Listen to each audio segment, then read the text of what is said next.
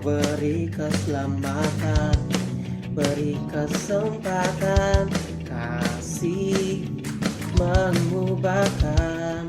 Jika ku akui semua dosaku, maka kau adalah setia dan adil. Kau akan mengampuni dan sucikan dari segala yang jahat. Tak mau ku hidup bagi dunia ini lagi. Tak ingin kompromi, tak ingin lakukan hal yang dapat dukakan hatimu. Tak mau ku hidup di luar tutur kata firman-Mu yang telah bebaskanku. Yesus, kebenaran-Mu adalah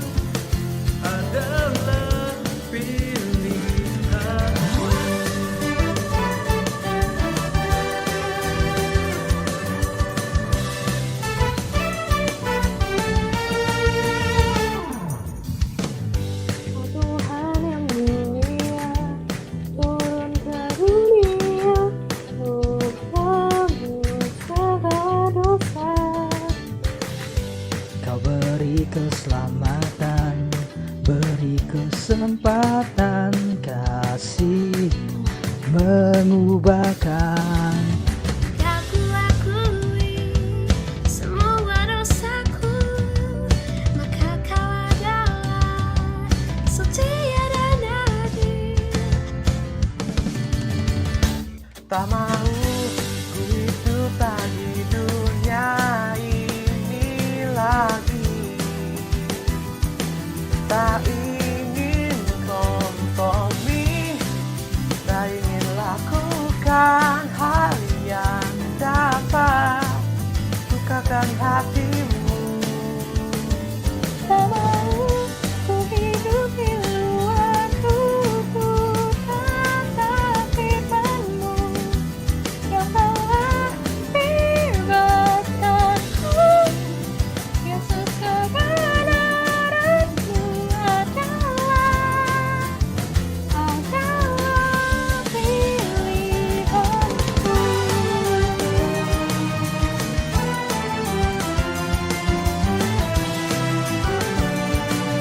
pilihanku.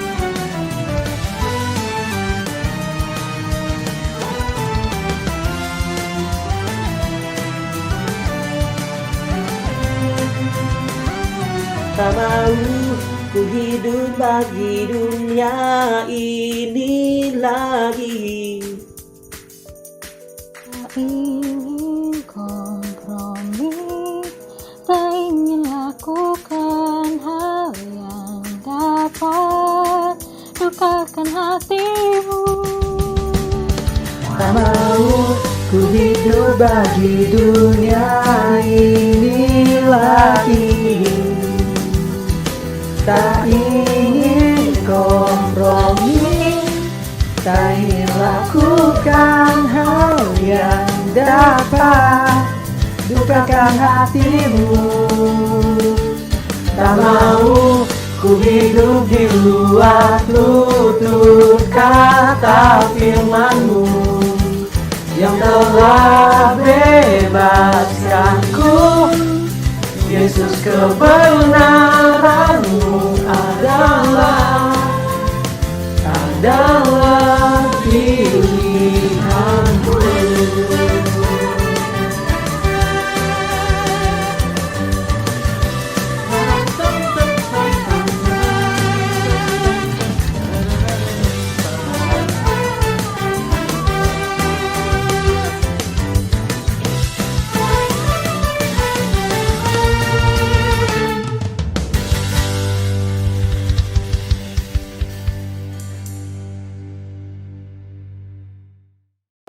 Shalom Jemaat Gereja Kristen Jakarta. Gereja memberikan layanan ibadah online bagi jemaat. Lalu apa saja ya yang harus dipersiapkan? Pilihlah jam ibadahmu dan ikuti tepat waktu. Jangan sampai terlambat ya. Berpakaian rapi dan sopan, seperti kondisi jemaat akan pergi ke gereja. Siapkan Alkitab dan alat tulismu ya. Duduklah dengan posisi yang baik agar tetap fokus. Hindari untuk berbaring ataupun sambil melakukan kegiatan lain di rumah. Berdoalah secara pribadi untuk mempersiapkan hati kita mengikuti ibadah ya. Berpartisipasilah aktif dalam beribadah, seperti ajakan untuk berdiri atau duduk, menyanyikan pujian, dan mendengarkan firman Tuhan dengan tetap fokus. Persembahan dapat jemaat berikan melalui transfer ke rekening gereja lokal masing-masing ya. Ikutilah ibadah online sampai selesai. Mohon bimbingan orang tua untuk dapat mengajak anak merenungkan firman melalui ibadah online sekolah minggu.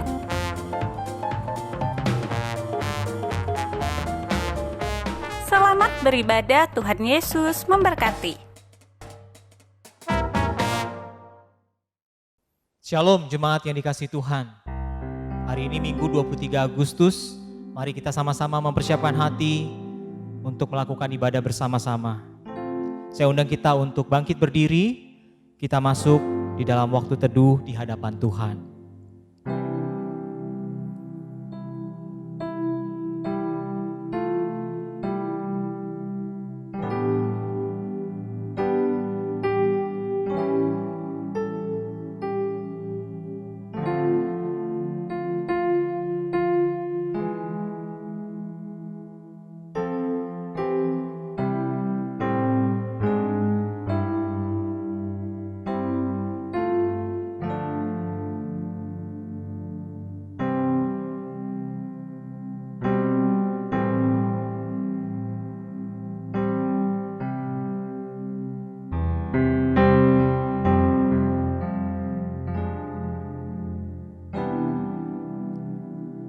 Pertolongan kita adalah di dalam nama Tuhan yang menciptakan langit dan bumi, yang memelihara kesetiaannya sampai selama-lamanya dan tidak pernah meninggalkan pekerjaan tangannya. Ibadah ini kita mulai di dalam nama Allah Bapa, Allah Putra, dan Allah Roh Kudus. Silakan duduk Bapak Ibu Saudara dikasih Tuhan. Mari sama-sama kita menaikkan pujian kita, Saatku Menyembahmu. Biarlah kita bisa mengalami kehadiran Tuhan dari rumah kita masing-masing. Biarlah kita bisa terus bertumbuh di dalam pengenalan kita akan Kristus. Mari kita naikkan pujian ini. Saatku Menyembahmu.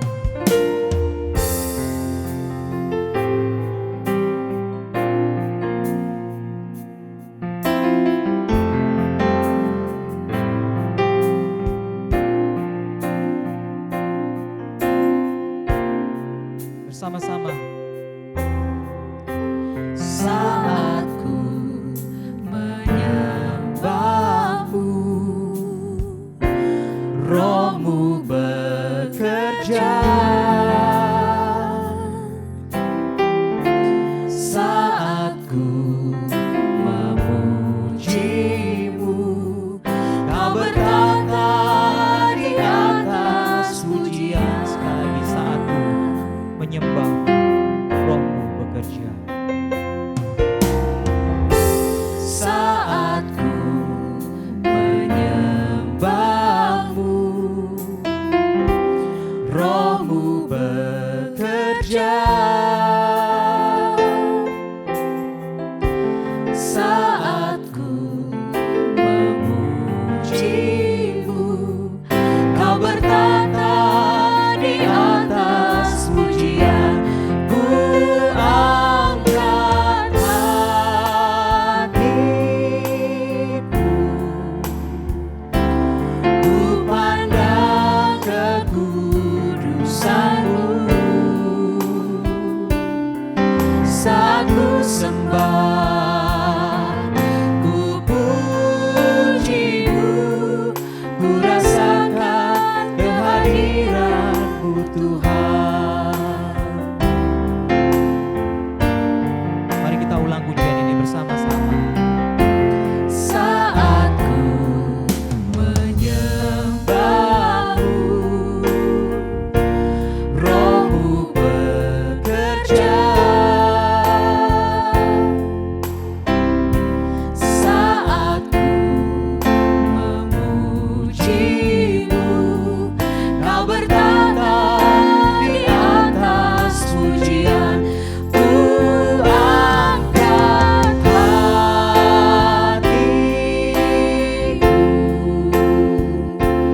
ku pandang kekudusan-Mu. Saat ku sembah, ku puji-Mu, ku rasakan kehadiran-Mu Tuhan.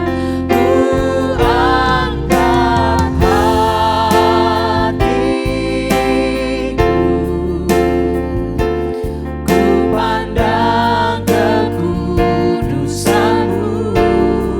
Saat ku sembah, Saat ku sembah, ku puji-Mu, ku rasakan kehadiran-Mu Tuhan.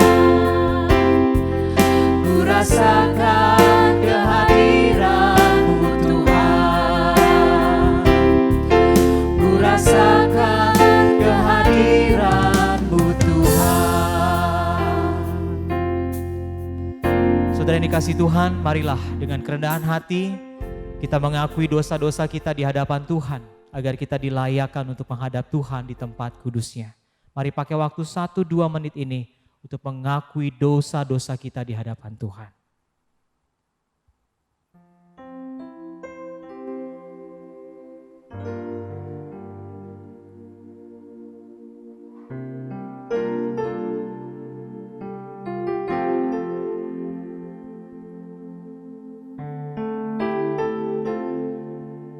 Ya Tuhan, kami mengakui segala dosa dan kesalahan kami,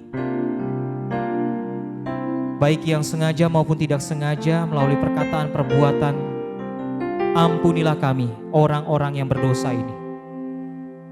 Berilah kami hati yang baru sehingga kami terus diubahkan oleh Allah Roh Kudus, sehingga kami dimampukan untuk memaknai apa artinya menjadi murid Kristus di tengah-tengah semua persoalan hidup ini.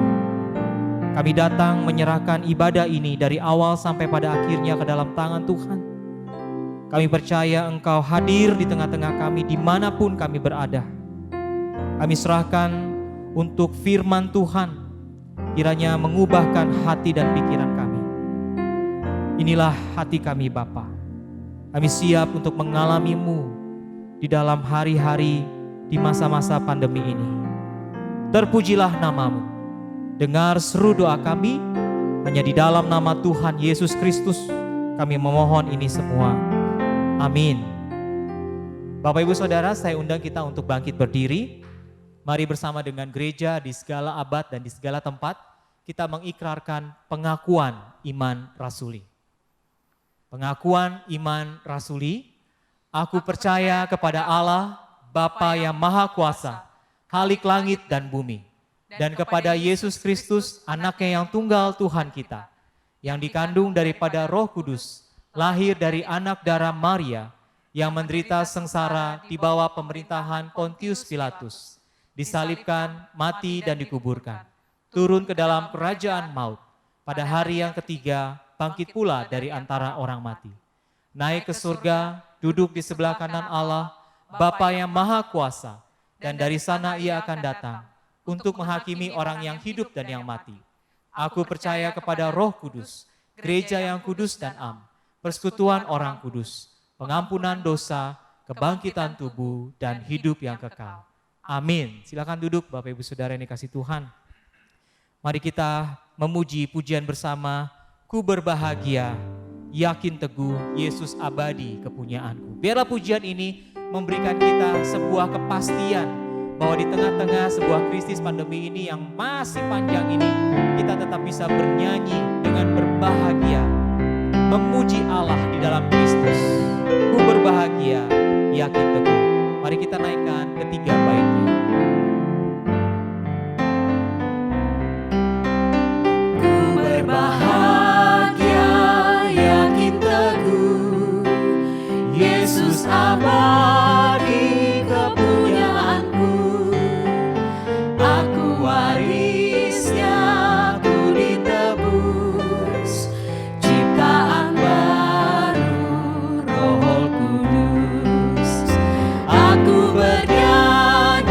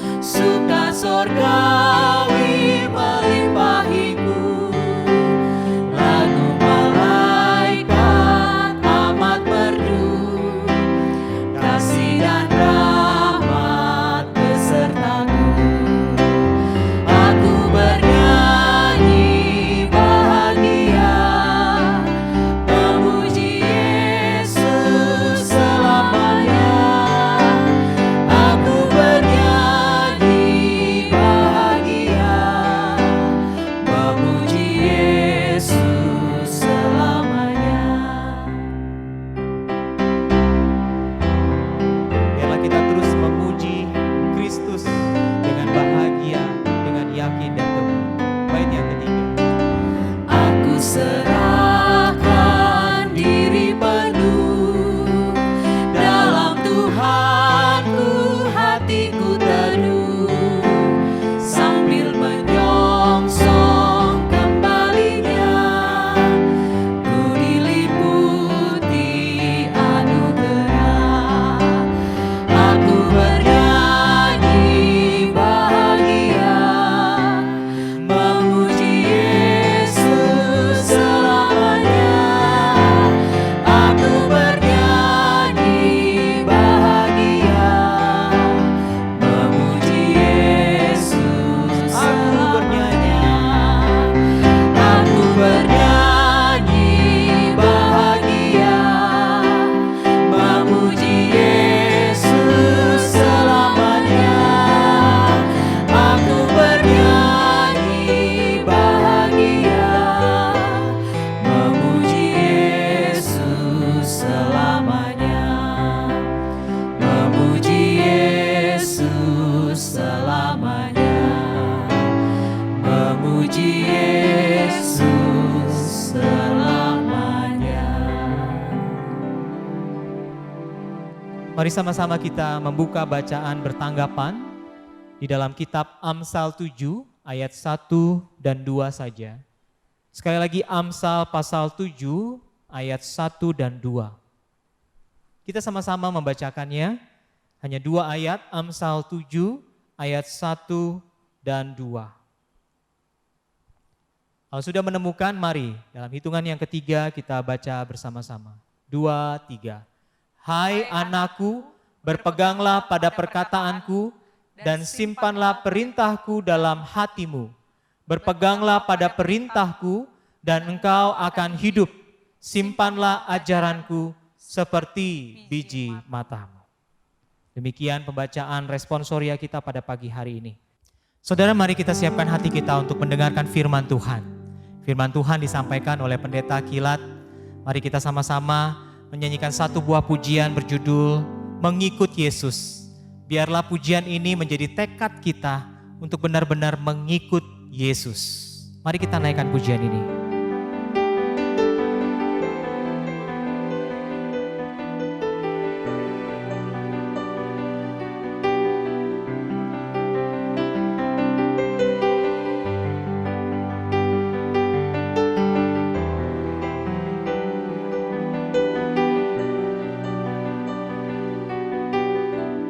Sama-sama kita katakan. Semua karena anugerah-Mu hari ini ada.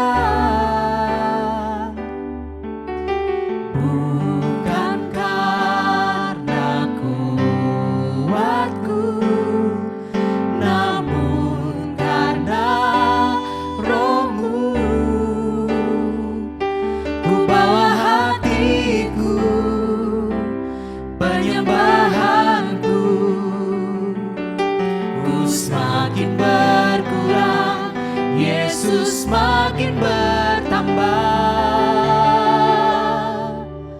Mengikut Yesus, itulah kesukaan hatiku. Ku lepas semua aku untuk mengenal kehendaknya di hidupku. Mengiring Yesus, itulah kekuatan hidupku. Ku yakin anugerahnya mampu jadikanku hamba yang berkenan selalu.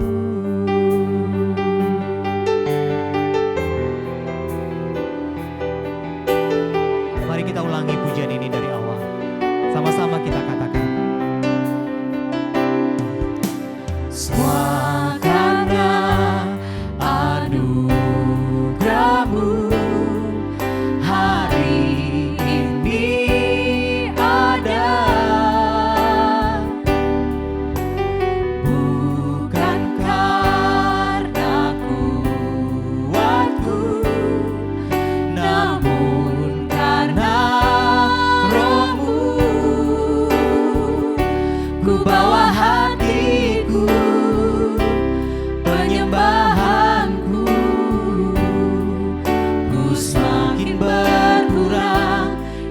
Yesus makin bertambah. Mengikut Yesus, Mengikut Yesus, itulah kesukaan hatiku. Ku lepas semua hakku untuk mengenal kehendaknya di hidupku. Mengiring Yesus, itulah kekuatan hidupku. Ku yakin anugerahnya mampu jadikanku hamba yang berkenan selalu. Mengikut Yesus, itulah kesukaan hatiku. Ku lepas semua hakku untuk mengenal kehendaknya di hidupku. Mengiring Yesus, itulah kekuatan hidupku. Ku yakin anugerahnya mampu jadikanku hamba yang berkenan selalu. Anugerahnya mampu jadikanku hamba yang berkenan selalu. pada hambanya kami persilahkan. Shalom Bapak Ibu dan Saudara sekalian yang dikasihi Tuhan. Salam dari saya Pendeta Kirat Lembong dari Philadelphia, Amerika, dan bersyukur hari ini kita boleh bersama-sama kembali ibadah online. Ini adalah satu anugerah Tuhan yang luar biasa untuk Anda dan saya. Pada pagi hari ini saya mau mengajak kita merenungkan sebuah tema, yaitu mengalahkan pengertian lama. Yang saya ambil nats Alkitab dari Efesus pasalnya yang kelima, ayat yang ke-15 hingga ayatnya yang ke-17. Saya akan bacakan untuk kita semua. Karena itu perhatikanlah dengan seksama bagaimana kamu hidup. Janganlah seperti orang bebam, tapi seperti orang arif. Dan pergunakanlah waktu yang ada, karena hari-hari ini adalah jahat. Sebab itu janganlah kamu bodoh, tapi usahakanlah supaya kamu mengerti kehendak Tuhan. Mari sebelum kita dengar firman Tuhan, kita berdoa bersama-sama. Kami bersyukur karena kami boleh beribadah walaupun dengan cara online. Dan terlebih lagi kami akan membaca, merenungkan, dan juga melakukan firman Tuhan di dalam kehidupan kami masing-masing. Berkati hamba-Mu yang menyampaikan maupun jemaat yang mendengar, sehingga yang menyampaikan dan yang mendengar boleh sama-sama mengalami kuasa, mukjizat, anugerah daripada firman Tuhan yang akan menuntun, memperbaiki, yang mengarah kami sebagai anak-anak Tuhan. Terima kasih ya, waktu pemberitaan firman Tuhan berserahkan hanya di dalam nama Tuhan kami, Tuhan Yesus Kristus. Amin. Saudara sekalian dikasih Tuhan, di Korea Selatan ada satu tempat pemulihan namanya Hyungwon Healing Center. Banyak yang datang mengunjungi tempat ini, bahkan menurut catatan ada 25.000 orang yang sudah ikut di dalam tempat pemulihan ini. Kenapa sangat unik? Karena tempat pemulihan ini memberikan cara treatment, yaitu bagaimana orang kemudian bisa melihat hidup dengan cara yang berbeda. Mereka ditempatkan di tempat tidur peti jenazah selama 10 menit. Dan sangat menarik karena ketika ini diberikan, efektifnya luar biasa. Ketika orang diberikan kesempatan untuk memberikan catatan terakhir, apa yang akan mereka tinggalkan, foto ditempatkan di tepi peti jenazah yang mereka nanti akan tidur, dan ketika ditutup peti jenazah itu, selama 10 menit. Dan ketika mereka keluar dari peti jenazah, mereka mengalami satu pendekatan kehidupan yang berbeda, pola pikir yang berbeda, dan ini satu pemulihan yang sangat efektif. Bahkan Bapak Ibu dan Saudara sekalian, kita tahu bahwa Korea Selatan adalah negara dengan catatan bunuh diri yang begitu tinggi. Mulai dari orang tua, bahkan artis pun, bahkan anak-anak muda, banyak yang melakukan bunuh diri. Dan Healing Center ini menolong banyak orang, kemudian membalikkan pola pikir mereka, membalikkan cara pandang mereka mengenai kehidupan. Menurut saya, kita tidak perlu tidur di peti jenazah yang membuat akhirnya kita berpikir dengan cara yang berbeda. Kenapa saya katakan tidak perlu pada saat ini? Karena di sekeliling kita, kita sudah mendengar berita mengenai kematian. Di sekeliling kita, kita sudah melihat kematian itu sendiri yang disebabkan oleh COVID-19, oleh karena virus corona. Kita mendengar orang-orang yang meninggal per hari. Bahkan ketika kita keluar pun, kita pakai masker karena kita untuk melindungi diri kita dan orang lain supaya tidak kena virus corona. Karena kita juga mengalami ketakutan dengan namanya kematian itu sendiri. Ada seorang yang bernama Thomas Kuhn. Dia adalah filsuf dan sejarawan dari Amerika. Dia pernah berkata, all significant breakthrough are break with all ways of thinking. Semua terobosan yang penting adalah dengan cara memecahkan pengertian lama. Dengan cara pengertian yang lama itu dipecahkan, maka kita akan mendapatkan sebuah terobosan yang sangat penting. Dan hari ini kita berbicara yaitu bagaimana cara kita mengalahkan pengertian yang lama berdasarkan surat Paulus kepada jemaat Efesus. Ketika Paulus menuliskan surat Efesus ini kepada orang-orang Kristen yang ada di sana, Paulus tahu bahwa di Efesus itu ada sebuah kuil, ada sebuah tempat penyembahan yang diberikan kepada Dewi Artemis, yaitu Dewi Kesuburan. Orang-orang Efesus sangat mengagungkan akan Dewi ini, karena kalau kita lihat dalam catatan Kisah Para Rasul 19 ayat 35, mereka mempunyai konsep bahwa patung Dewi Artemis itu turun dari langit. Dan Dewi Artemis adalah Dewi Kesuburan yang bisa menyuburkan negara kota Efesus ini, yang bisa menyuburkan banyak tempat, bahkan para perempuan. Sehingga mereka sangat menyembah Dewi Artemis ini sebagai Dewi Kesuburan. Paulus ketika menulis surat Efesus ini, kemudian dia membuat banyak orang-orang untuk kembali kepada Kristus, yang adalah sumber dari segala sesuatu, yang adalah Kristus, yang adalah Tuhan yang telah datang ke dalam dunia. Dan kemudian dia sadar kalau banyak orang-orang Kristen di Efesus, khususnya kalau kita lihat Kisah Para Rasul 19 ayat yang ke-19, mereka adalah orang-orang yang pernah melakukan sihir dan sekarang menjadi orang-orang Kristen. Mereka dulu adalah orang-orang ikut terlibat dalam okultisme dan sekarang mereka percaya kepada Tuhan. Sehingga Paulus menasihatkan mereka untuk kemudian hidup sebagai orang Kristen yang benar. Bagaimana caranya mengalahkan pemikiran yang lama? Ada 3 hal yang Paulus ajak kita untuk lakukan.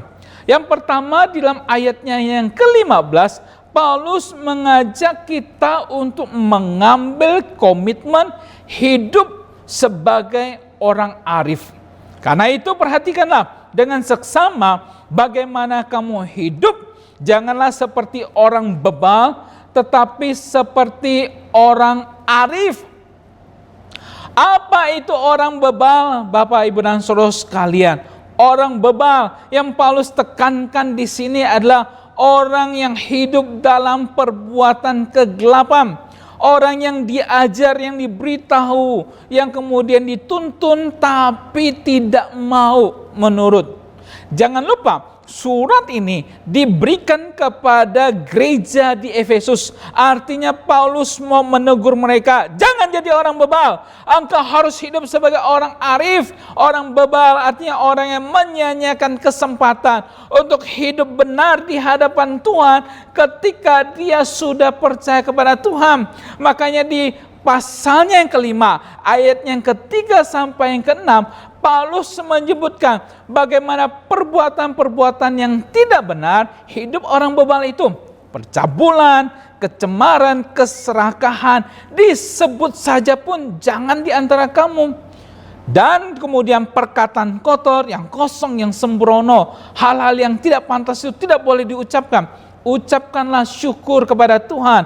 Ingat baik-baik, orang sundal, orang cemar, orang serakah itu, bahkan penyembah berhala, tidak mendapat bagian dalam kerajaan Kristus.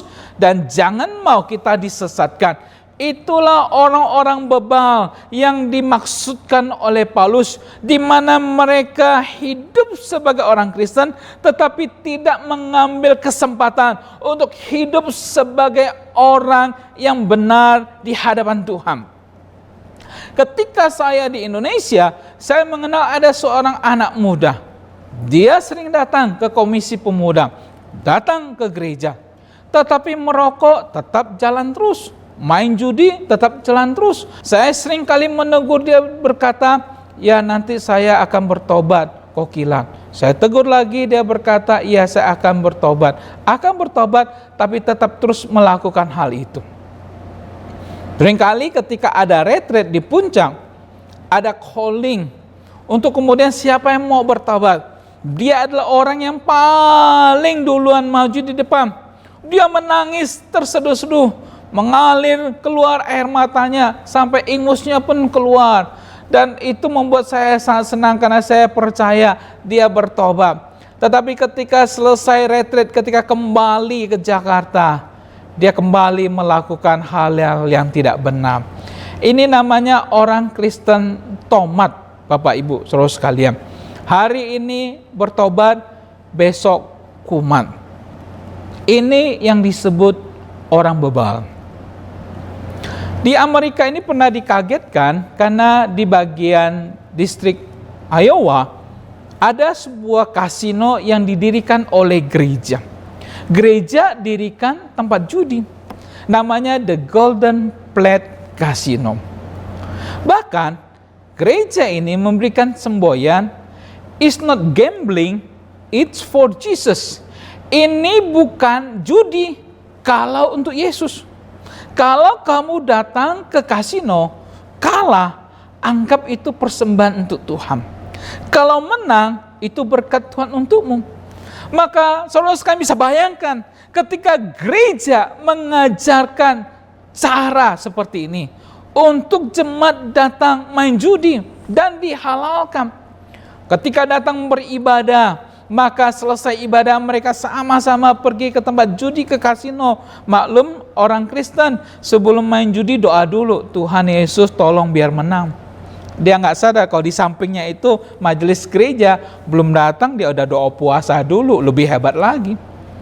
Sambil main kartu, dia kocok kartu, nyanyi lagu rohani. Maklum orang Kristen, ku menang bersama Yesus Tuhan, ku menang. Menyedihkan bukan kalau ada kondisi seperti ini? Inilah yang Paulus tekankan. Hiduplah sebagai orang arif. Jangan orang bebal. Arif itu artinya bagaimana kita jalani kehidupan ini dengan sangat hati-hati dan tidak sembrono. Kita hidup terus di dalam terang firman Tuhan. Makanya di pasal yang kelima ayat 8b sampai yang ke-9, Paulus bilang gini, hiduplah sebagai anak-anak terang. Karena hanya terang berbuahkan kebaikan dan keadilan dan kebenaran. Hidup sebagai anak-anak terang. Karena engkau sudah mengenal terang yang sesungguhnya, yaitu Yesus yang datang ke dalam dunia, yang menerangi hatimu, maka engkau harus hidup sebagai anak terang, terang yang sesungguhnya. Karena ketika engkau hidup dengan terang Yesus, maka engkau akan membuahkan kebaikan, engkau akan berbuahkan keadilan, engkau akan berbuahkan kebenaran di dalam hidupmu. Dan engkau akan sungguh berhati-hati dalam kehidupanmu, engkau akan menjadi orang arif yang sesungguhnya bagi Tuhan. Ada seorang bernama Anton Chandler LaVey. Dari namanya kita tahu dia tidak lahir di Pontianak, apalagi di Singkawang. Kalau Singkawang mungkin namanya Akhoy. Anton Chandler LaVey ini lahir di San Francisco di Amerika ini. Dia lahir dalam keluarga yang kurang baik. Papanya seringkali pukul dia ketika mabuk. Sehingga waktu kecil dia seringkali belajar magic, sulap. Ketika dia besar, dia menjadi pemain sulap di sebuah sirkus. Sampai akhirnya bosan, dia menjadi seorang juru foto di kepolisian San Francisco. Tiap hari, Anton Chandler LaVey ini bersama dengan polisi melihat kriminal, pembunuhan, perampokan, pemerkosaan, darah tiap hari. Karena dia foto, dokumentasi, dia kasih ke polisi. Anton Chandler LaVey lalu berpikir, ternyata San Francisco tidak seperti lagu Sweet Memory dulu. If you going to San Francisco, be sure the way some gentle people there. Kalau kamu ke San Francisco, pasti berjumpa dengan orang-orang yang gentle, yang lembut. Enggak, kriminal juga banyak di sana. Anton Chandler LaVey berpikir, adakah Tuhan? Kalau Tuhan ada, kenapa Tuhan tidak mencegah kriminal itu terjadi? Ketika seorang hendak membunuh, dia keluarkan pisau, dia enggak tusuk. Maka Tuhan berkata, stop. Tuhan ambil pisaunya, Tuhan ganti dengan pisang. Ketika Tuhan berkata, oke, gerak lagi, tusuk loh, kaget. Ternyata pisaunya jadi pisang. Bisakah Tuhan berbuat seperti itu? Bisa. Tapi kenapa enggak? Makanya Anton Chandler LaVey meragukan Tuhan. Stres dengan pekerjaannya ini, kemudian dia pindah menjadi seorang pemain piano di sebuah bar. Barnya ini menyajikan sebuah acara yang paling disuka oleh pria, yaitu tarian striptease, tarian telanjang. Anton Chandler LaVey berkenalan dengan para pelanggan. Kenal orang-orangnya, kebanyakan bapak-bapak, dia kenal namanya. Satu kali hari Minggu dia tidak bekerja. Dia lewat sebuah gereja, dari jauh dia melihat ada seorang pendeta berdiri di pinggir pintu gereja dan menyalami jemaat yang keluar. Tuhan berkati, may God bless you, may God bless you. Dari jauh Anton Chandler LaVey melihat, ini orang baik, hari Minggu datang ke gereja beribadah. Tapi ketika makin dekat dengan gereja itu, dia kaget. Karena ketika dia melihat beberapa bapak-bapak yang keluar dari gereja itu adalah orang-orang yang seringkali datang ke bar dia, para pelanggan. Maka Anton Chandler LaVey, dia berdiri dan berkata, ini orang munafik. Hari Minggu dia pergi ke gereja, tapi Senin sampai Sabtu ada di tempat saya. Maka Anton Chandler LaVey berkata, kalau begitu kekristenan tidak dapat merubah manusia. Betul Bapak Ibu, kekristenan tidak dapat merubah manusia. Hanya Yesus yang mampu merubah manusia. Kalau Anda datang ke gereja 5 tahun, 10 tahun, tapi Anda belum pernah menerima Yesus sebagai Tuhan dan Juru Selamatmu, maka engkau akan tetap sama. Ke gereja, nyontek tetap terus, merokok tetap terus, melakukan hal-hal yang tidak baik, korupsi tetap jalan terus, karena Anda tidak ada Yesus. Ketika Yesus ada dalam hatimu, maka engkau akan mengalami perubahan. Dan itulah yang kemudian terjadi ketika orang-orang Kristen di San Francisco, mereka ke gereja tapi tidak ada Yesus dalam hatinya, maka mereka tetap hidup dalam kondisi yang sama. Anton Chandler LaVey lalu berkata, saya akan dirikan sebuah gereja yang tidak ada kemunafikan. Orang mau melakukan apa saja silakan, mau membunuh, mencuri atau melakukan apa saja kita dukung. Dan dia dirikan gereja namanya Gereja Setan. Dimulai karena ada kemunafikan orang-orang Kristen di San Francisco yang datang ke gereja, tapi hidupnya orang bebal. Saudara sekalian kasih Tuhan, Paulus mengingatkan orang-orang Kristen di Efesus, hidup sebagai orang arif, jangan hidup sebagai orang bebal. Mari kita koreksi diri kita masing-masing. Sudahkah kita hidup sebagai orang yang arif, Bapak, Ibu, dan saudara sekalian, dan bukan orang bebal? Yang kedua, bagaimana kita bisa mengalahkan pengertian yang lama? Bukan saja kita komitmen untuk hidup sebagai orang arif, yang kedua, mari kita komitmen untuk hidup dalam peperangan rohani. Hidup komitmen di dalam peperangan rohani. Ayatnya yang ke-16, Paulus mengatakan, dan pergunakanlah waktu yang ada, karena hari-hari ini adalah jahat. Pergunakanlah waktu yang ada, karena hari-hari ini adalah hari yang jahat. Apa maksudnya hari yang jahat? Kalau kita kemudian lihat tulisan Paulus dalam Efesus pasalnya yang ke-6, ayat yang ke-12 hingga ke-13, Paulus mengatakan, karena perjuangan kita bukanlah melawan darah dan daging, tapi melawan pemerintah-pemerintah, melawan penguasa-penguasa, melawan penghulu-penghulu dunia yang gelap ini, melawan roh-roh jahat di udara. Sebab itu ambillah seluruh perlengkapan senjata Allah, supaya kamu dapat mengadakan perlawanan pada hari yang jahat itu. Jadi apa maksudnya hari-hari yang jahat ini? Itu adalah di mana kita menghadapi peperangan rohani. Iblis 1 kali 24 jam, Bapak, Ibu, dan saudara sekalian, berusaha menghancurkan kita sebagai orang-orang yang percaya kepada Tuhan. Makanya ketika kita percaya kepada Tuhan Yesus, kita harus selalu waspada, karena kita ada di dalam peperangan rohani. Pada saat ini, waktu ini, kairos ini yang Paulus tekankan, ini adalah momennya kita, momentumnya kita, kesempatan kita. Orang Yunani, mereka punya dewa namanya dewa Kairos, adalah dewa kesempatan. Rambutnya ke depan, belakangnya botak. Maka sebelum dewa Kairos itu lewat, kita harus tunggu supaya kita bisa ambil rambutnya. Karena ketika dewa Kairos itu lewat, kita cuma bisa ambil kepala, botaknya di belakang. Paulus berkata, ini adalah kairosnya kita, di mana hari-hari ini adalah hari yang jahat.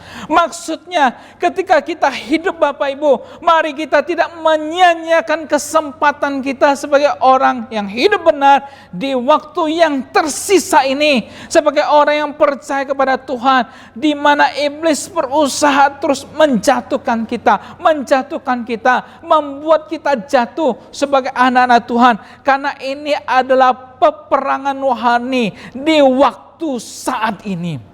Ada seseorang mencoba meneliti, jikalau seseorang sudah hidup 70 tahun, apa saja yang sudah dia lakukan. Dan ternyata setelah orang 70 tahun dia hidup, maka waktu yang paling banyak dihabiskan adalah tidur, 23 tahun. Kita kebanyakan adalah sleeping beauty, habiskan 23 tahun. Dan waktu yang kedua adalah waktu bekerja, 16 tahun. Yang ketiga, nonton TV, 8 tahun. Mungkin Anda yang suka nonton Korea, drama Korea, mungkin bisa lebih 10 tahun. Makan 6 tahun, bepergian jalan-jalan 6 tahun. Mungkin PSBB sekarang agak berkurang, mungkin 4 tahun. Bersantai 4,5 tahun, sakit 4 tahun. Pakai baju saja 2 tahun. Karena buka, pakai kancing, pakai celana, itu 2 tahun. Dan ternyata untuk ibadah cuma setengah tahun. Setelah Anda 70 tahun, ternyata waktu ibadah Anda cuma setengah tahun bersama dengan Tuhan. Oleh karena itu, Bapak dan Saudara sekalian, sebagai anak-anak Tuhan, dalam waktu kairos ini, kesempatan ini, kita hidup di dalam peperangan rohani, di mana iblis berusaha terus menjatuhkan kita. 70 tahun, orang sudah tua ternyata tidak banyak melakukan hal yang banyak untuk Tuhan. Di Amerika ini, orang yang paling banyak ke kasino adalah para senior citizen. Orang-orang yang sudah 60-70 tahun. Mereka banyak waktu dan tidak bisa lakukan apa-apa. Mereka ke kasino sambil main judi, tunggu jackpot. Justru saya takut ketika jackpot itu kena, itu biasanya bunyi ting. Saya takut ketika jackpot langsung jantungan, langsung di tempat jantungannya itu. Banyak orang berpikir Amerika adalah negara Kristen. Tidak. Amerika sekarang sudah sebenarnya negara sekularisme, berusaha memisahkan agama dengan masyarakat. Salah satu contoh misalnya LGBT itu tidak boleh disebut sebagai dosa lagi. Orang-orang homoseksual, mereka cuma beda seksual orientednya aja, kecenderungan seksualnya saja. Mereka tidak mau disebut orang-orang berdosa. Anda mungkin suka dengan perempuan, tapi ada yang laki-laki suka laki-laki. Hanya cuma pandangan seksual orientednya aja berbeda. Sekularisme begitu tinggi di Amerika. Ateisme, orang yang tidak percaya Tuhan, sampai anak-anak SD pun sudah banyak yang tidak percaya kepada Tuhan. Dan inilah tantangan kita hidup di akhir zaman. Makanya ketika Paulus menuliskan surat kepada Timotius, Paulus menjelaskan, melukiskan mengenai orang-orang akhir zaman. Dalam 2 Timotius pasal yang ketiga dari ayat yang ke-1 dikatakan, ketahuilah bahwa pada hari-hari terakhir akan datang masa yang sukar. Manusia akan mencintai dirinya sendiri, menjadi hamba uang, membual, menyombongkan diri. Mereka akan menjadi pemfitnah, memberontak terhadap orang tua, tidak tahu berterima kasih, tidak memperdulikan agama, tidak mengasihi, tidak mau berdamai, suka menjelekkan orang, tidak dapat mengekang diri, garam, tidak suka yang baik, suka mengkhianat, berpikir panjang, berlagak tahu, lebih menuruti hawa nafsu daripada menuruti Allah. Secara lahiriah mereka menjalankan ibadah mereka, tapi pada hakikatnya mereka memungkiri kekuatannya. Jauhlah mereka itu. Itulah yang Paulus lihat, yang Paulus jelaskan bagaimana kondisi manusia pada akhir zaman ini. Anda dan saya adalah orang-orang yang hidup di akhir zaman. Bagaimana Paulus mengajak kita di surat Efesus ini, ayo di dalam kairos ini, di dalam waktu kesempatan ini, hari-hari ini hari-hari yang jahat, di mana iblis akan terus menghajar orang-orang Kristen, dan kita harus kemudian hidup sebagai orang-orang yang benar di hadapan Tuhan. Ada seorang bernama Michael Hart yang menuliskan sebuah buku dengan judul 100 orang paling berpengaruh di dunia sepanjang sejarah. Ketika buku ini diterbitkan, banyak orang ingin melihat siapakah tokoh nomor 1 yang disebut oleh Michael Hart. Dan ternyata Michael Hart menjelaskan orang yang nomor 1 yang paling berpengaruh dunia ini adalah Nabi Muhammad. Yang kedua, Isaac Newton. Dan yang ketiga, Yesus Kristus. Ketika buku ini menerbitkan Nabi Muhammad sebagai orang yang number 1, nomor 1, paling berpengaruh, banyak orang marah, komplain kepada dia. Kenapa Muhammad yang nomor 1? Kalau yang menulis namanya Ibrahim bin Abdullah kita bisa maklum, tapi yang menulis namanya Michael Hart menempatkan Muhammad sebagai pribadi yang paling berpengaruh di dalam dunia ini. Orang marah kepada dia dengan alasan orang Kristen di seluruh dunia itu banyak. Katolik, Protestan, karismatik kalau digabung itu banyak. Lebih banyak daripada orang Islam. Ketika menghadapi protes kecaman dari orang-orang, Michael Hart lalu berkata, saya menempatkan orang ini bukan berdasarkan jumlah para pengikutnya, tapi saya menempatkan orang ini berdasarkan ketaatan para pengikutnya kepada pemimpinnya. Michael Hart berkata, orang Islam lebih taat kepada Nabi Muhammad dibandingkan orang Kristen kepada Yesus. Ini adalah tamparan untuk kita, Bapak Ibu dan Saudara sekalian.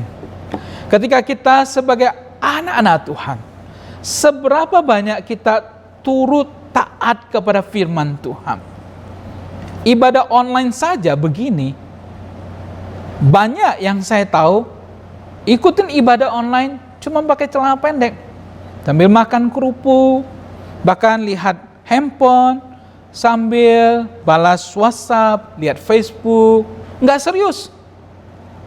Ada yang tiduran, bahkan baru bangun tidur, belum sikat gigi, belum ganti baju. Kita nggak serius.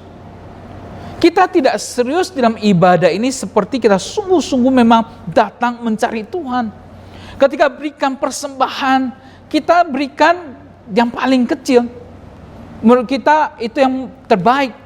Padahal ketika Idul Adha kemarin, saya melihat di dalam berita ada seorang ibu tukang sapu di Kalimantan. Dia adalah tukang sapu. Dia bisa berikan kurban sapi dan kambing. Seorang ibu tukang sapu. Berapa banyak komitmen kita, ketaatan kita kepada firman Tuhan di dalam situasi akhir zaman ini, Bapak Ibu. Orang Islam, mereka sholat sehari 5 waktu. Orang Kristen 5 hari belum tentu doa sewaktu-waktu. Jikalau kehidupan agamamu tidak lebih baik daripada orang Farisi, maka Yesus berkata, jangan berharap masuk ke surga. Ini adalah masa akhir zaman. Paulus mengatakan, hari-hari yang jahat ini, Kairos ini, pakailah kesempatan selama ada waktu kita hidup dalam masa sekarang ini. Yang ketiga, bagaimana caranya kita mengalahkan pengertian yang lama. Yang ketiga dari ayat yang ke-17, Paulus mengatakan, sebab itu janganlah kamu bodoh, tapi usahakanlah supaya kamu mengerti kehendak Tuhan. Yang ketiga adalah mari kita mengambil komitmen hidup dalam kehendak Tuhan. Hidup dalam kehendak Tuhan. Apa maksudnya hidup dalam kehendak Tuhan? Kita perlu mengerti bahwa kita hidup sekarang bukan hanya sementara ini. Kita hidup akan masa yang akan datang. Ada namanya kekekalan nanti. Jadi kehidupan kita sekarang ini juga nanti akan mempengaruhi kekekalan kita. Makanya supaya kita bisa mengerti akan kehendak Tuhan, kita harus kemudian hidup sungguh-sungguh melihat bagaimana pertemuan antara yang fana sekarang ini dengan kekekalan nanti. Kita melihat bagaimana kehidupan kita, ini kita bisa wujudkan rencana Allah pada saat ini. Dan inilah yang akan kemudian menentukan kekekalan kita. Waktu dan kekekalan. Sehingga kekekalan itu akan kemudian memotivasi kita hidup di dalam Tuhan. Dan kemudian kita mengerti apa yang harus saya lakukan di dalam kehidupan ini. Paulus sudah mengingatkan gereja di Efesus nih, bagaimana engkau harus kemudian hidup mengerti sesuai dengan kehendak Tuhan. Dan ternyata apakah mereka bertobat? Jawabannya tidak. Karena kalau kemudian kita lihat dalam surat Wahyu yang ditulis oleh Rasul Yohanes, Tuhan mengingatkan gereja Efesus ini kembali melalui Rasul Yohanes. Dan Wahyu pasalnya yang kedua, ayat yang keempat hingga yang kelima. Di situ dikatakan, namun demikian aku mencela engkau. Aku mencela engkau, kata Tuhan, karena engkau telah meninggalkan kasih-Mu yang semula. Sebab itu ingatlah betapa dalamnya engkau telah jatuh. Ternyata gereja Efesus ini ketika diingatkan oleh Paulus hidup cari kehendak Tuhan, ternyata mereka bukan saja hidup mencari kehendak Tuhan, tapi lebih parah lagi, mereka sudah kehilangan kasih yang mula-mula. Datang ke gereja ya begitu saja, melayani ya begitu saja, tidak ada semangat yang menyala-nyala, yang berapi-api di dalam kehidupan mereka. Maka Tuhan mengingatkan kembali peringatan melalui Rasul Yohanes. Ingat betapa dalamnya engkau sudah jatuh. Bertobat, lakukan lagi. Karena kalau tidak, aku akan datang kepadamu dan mengambil kaki dianmu dari tempatnya jikalau engkau tidak bertobat. Mereka bertobat? Tidak. Di mana gereja Efesus sekarang? Tinggal puing-puing saja. Maka hari ini Bapak Ibu, Tuhan mengingatkan kita kembali betapa dalamnya kita juga sudah jatuh. Bertobatlah. Kembali kepada Tuhan. Dengan kasih yang mula-mula, dengan semangat yang menyala-nyala. Tidak semua Anda perlu jadi pendeta, tidak perlu. Kalau Anda jadi pengurus, jadi majelis, jadilah majelis jadi pengurus yang baik. Anda guru sekolah minggu, jadilah guru sekolah minggu yang baik. Persiapan yang terbaik untuk anak-anak sekolah minggu. Anda penyambut, jadilah penyambut yang baik. Karena orang datang berjumpa dengan Anda sebelum berjumpa dengan pendeta. Anda besuk, jadi tim besuk yang baik. Tidak gosipin, tapi justru mendoakan orang-orang yang ada. Anda petugas kolektan, lakukan kolektan dengan baik. Anda pengusaha, bisnismen, jadilah pengusaha, bisnismen yang memuliakan nama Tuhan. Anda pegawai, jadilah pegawai yang baik. Anda ibu rumah tangga, jadilah ibu rumah tangga yang baik. Lakukan segala sesuatu dengan kasih yang mula-mula. Jikalau kita tidak melakukan dengan kasih yang mula-mula, yang semangat, seperti kita pertama kali bertobat, Tuhan berkata, lihat, inilah kondisi manusia akhir zaman sekarang, yang hanya mementingkan cari uang, cari uang, cari uang, tidak mencari Tuhan. Semangat mencari uang, tapi tidak semangat melayani Tuhan. Tidak berkobar-kobar di dalam gereja, hanya datang ke gereja lalu pulang, hanya jadi pengurus, hanya jadi sekolah minggu biasa saja, yang kemudian persiapan pada malam minggu. Bertobat Bapak Ibu dan Saudara sekalian, mari kita lakukan kembali dalam pelayanan yang menyala untuk Tuhan. Untuk menutup khotbah saya mau menceritakan mengenai seorang pengurus di GKJ Jembatan Besi. Ibu ini sudah tidak menjabat lagi sebagai pengurus. Namanya Ibu Jong Ju Chin. Ibu Jong Ju Chin ini adalah seorang ibu yang biasa, membiayai hidupnya dengan menjahit. Sangat simpel. Dan ketika dia bertobat, dia pergi ke GKJ Bandengan. Waktu itu pendeta Titus Kurniawan. GKJ Jembatan Besi belum ada. Pendeta Titus Kurniawan berencana membuka pos PI di Jembatan Besi karena dia tahu banyak orang-orang HK di sana. Maka disewalah sebuah ruko di belakang apotik Jembatan Besi. Waktu itu belum ada pendeta di GKJ Jembatan Besi. Ibu Jong Ju Chin ini begitu mengasihi Tuhan ketika dia percaya Tuhan. Tidak pernah absen ke gereja. Walaupun tiap minggu dia harus naik bajai ke gereja. Dengan segala kesederhanaannya dia. Tiap minggu selesai pulang dari GKJ Bandengan, dia pergi ke pos PI Jembatan Besi yang belum ada yang tinggal. Dia sapu, dia bersihkan, dia pel pos PI itu supaya nanti sore ketika sekolah minggu datang, jemaat datang beribadah, pos PI itu sudah bersih, sudah rapi. Selesai membersihkan, dia pulang ke rumah, dia mandi, dia kembali lagi ke gereja. Sambil jalan dia mencari orang-orang, dia injili supaya bisa dia ajak pergi ke gereja.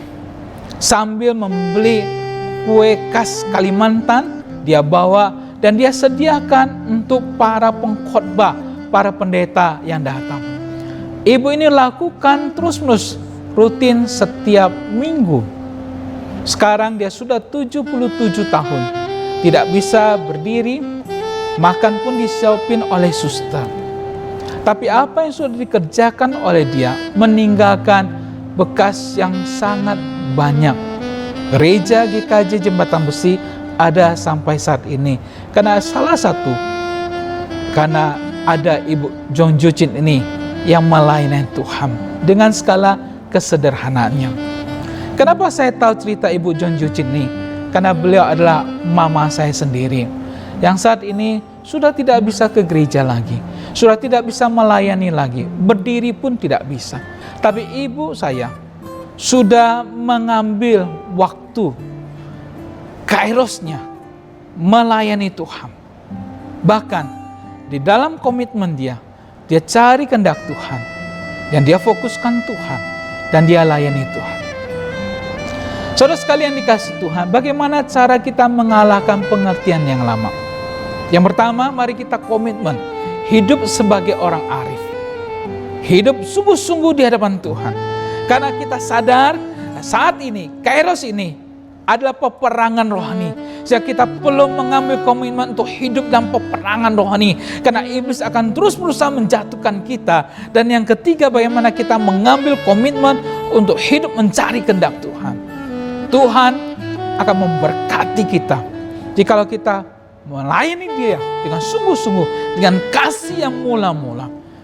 Ingatlah, Efesus sudah diperingatkan oleh Tuhan. Hari ini Tuhan juga berbicara kepada Anda dan saya. Mari tinggalkan pengertian yang lama, kehidupan yang lamamu itu, pola pikir yang lama. Kita datang dengan mencari kehendak Tuhan, dan Tuhan akan memberkati Anda dan keluarga Anda dan pekerjaan Anda. Mari kita berdoa. Kami tahu ya Tuhan, kami hidup di akhir zaman ini. Kami sadar iblis berusaha menjatuhkan kami sebagai anak-anak Tuhan. Ajarkan kami untuk mengambil komitmen hidup sebagai orang arif di hadapan Tuhan, yang boleh memuliakan nama Tuhan. Kami sadar ya Tuhan, iblis berusaha menjatuhkan kami 1 kali 24 jam. Kami butuh bantuan, pertolongan daripada Allah Roh Kudus yang boleh menguatkan kami. Untuk kami boleh mempunyai hikmat, mengerti hidup sebagai anak-anak Tuhan, mengerti akan kehendak Tuhan, dan melayani Tuhan dengan kasih yang mula-mula.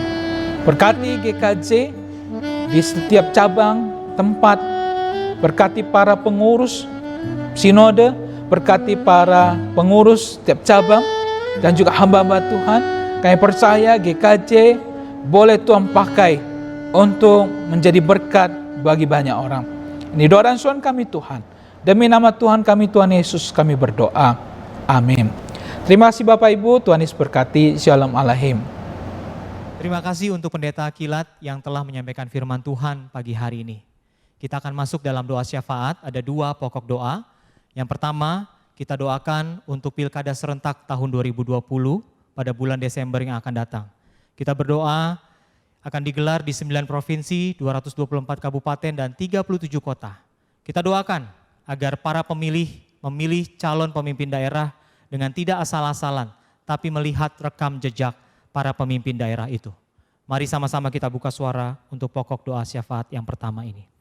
Bapa di surga, kami berdoa untuk pilkada serentak tahun ini di dalam krisis pandemi COVID-19, biarlah ini tidak membuat pilkada tidak jadi atau tidak berlangsung, tapi justru kami melihat Engkau tetap hadir di tengah-tengah pilkada serentak tahun ini di bulan Desember.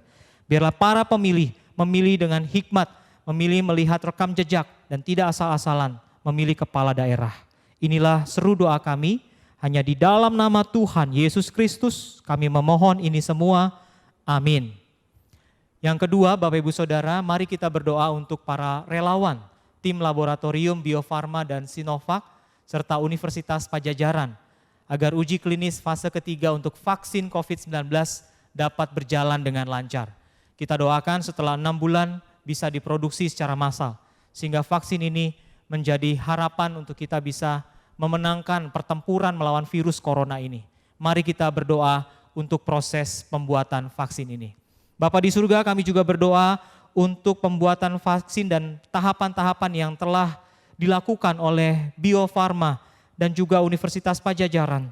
Tuhan, biarlah semua relawan, Tuhan pimpin dan sertai. Biarlah semua hal-hal uji klinis pada fase yang ketiga ini bisa berjalan dengan baik.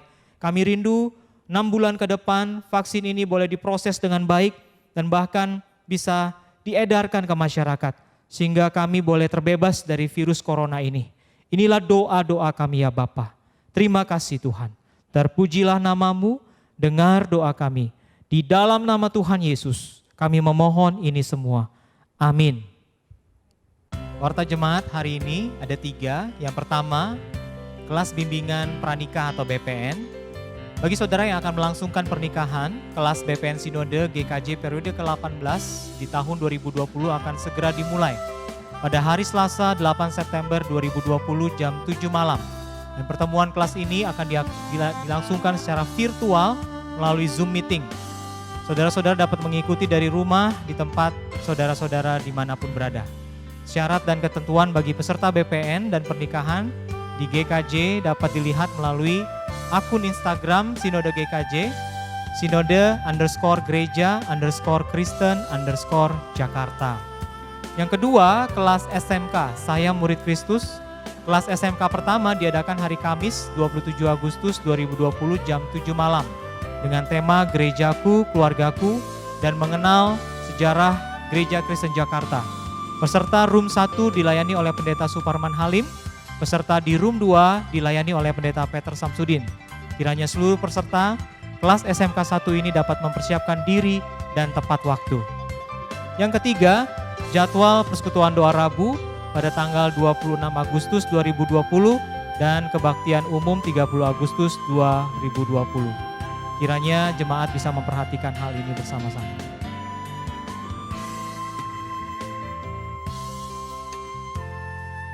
Demikian warta pada pagi hari ini.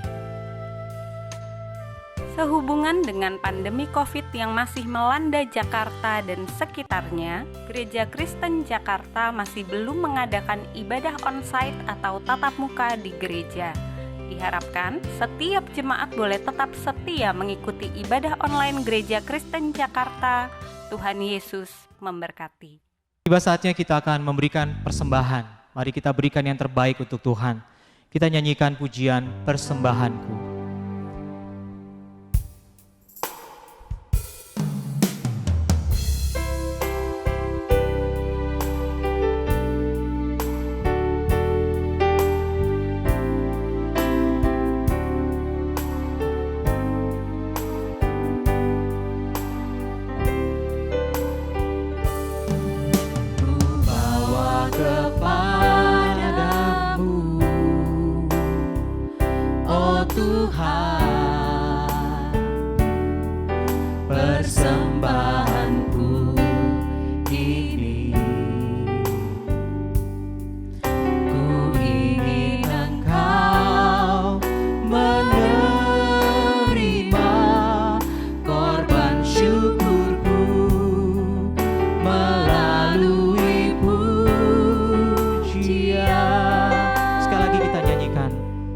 Bawa kepadamu, oh Tuhan. Ku bawa kepadamu, oh Tuhan, persembahanku ini. Ku ingin Engkau menerima korban syukur melalui pujian.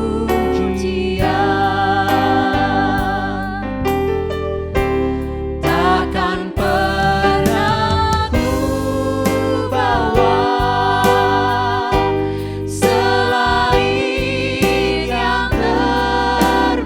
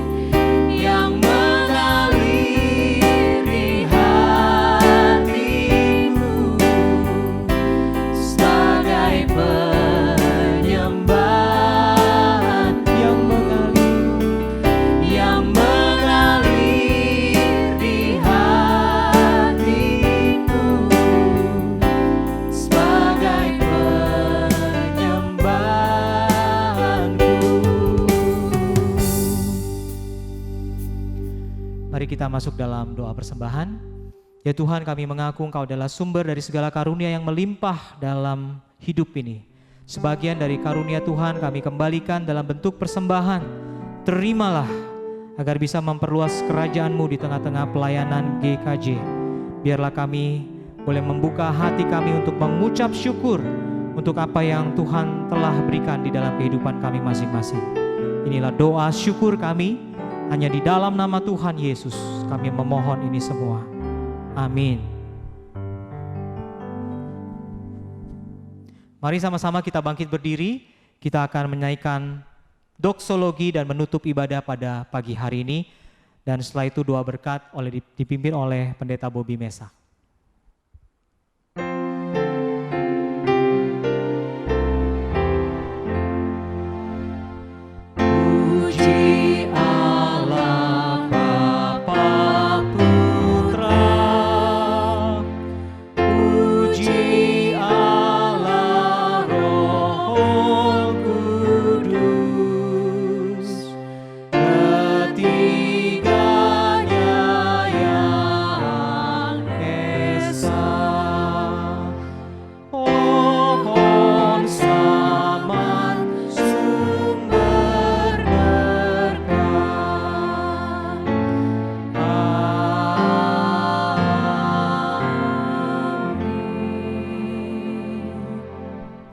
Jemaat Tuhan, mari arahkan hatimu dan terimalah berkat Tuhan. Tuhan mengasihi engkau dan melindungi engkau. Tuhan menyinari engkau dengan wajahnya dan memberikan kasih karunia. Tuhan menghadapkan wajahnya kepadamu dan memberikan damai sejahtera. Di dalam pimpinan Roh Kudus, Ia terus mengarahkan hidup kita sampai kedatangan Tuhan yang kedua kali. Amin. Amin. Amin.